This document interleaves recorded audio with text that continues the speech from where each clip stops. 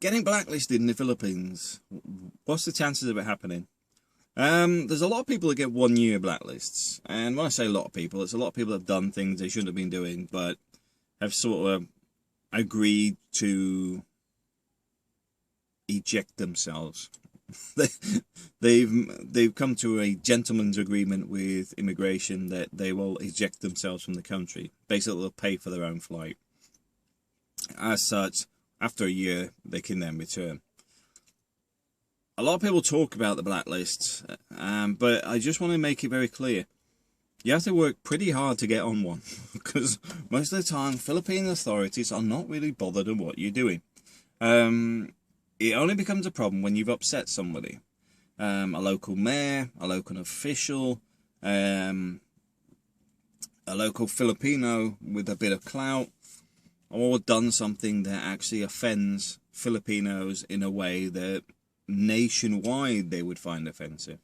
Or involved in stuff like political rallies and stuff where even Filipinos disappear.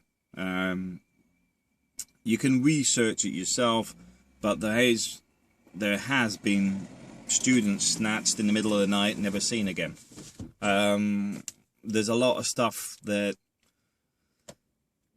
relates to disappearances on politics, and all I can say is politics, if you've got an interest in them like I do, complain about your own country. Your own country is just as bad. A lot of people refuse to accept their own country is just as bad, but it really is. The Philippines looks worse than it is. Well, looks worse than where you've come from, purely because it's got less money to do it to. Their corruption is everywhere. I mean, the UK is one of the most corrupt places on the planet. Arms dealing and stuff is famous for being done in London.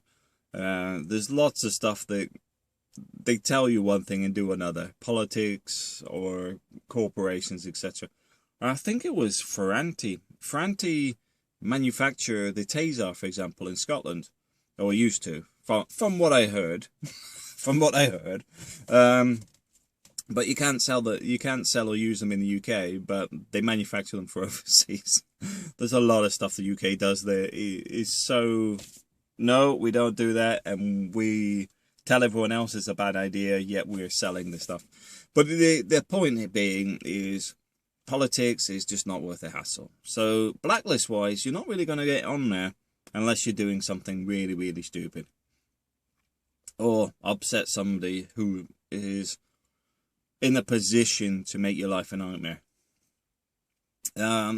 But I would say that's more likely to happen with corruption than with a blacklist.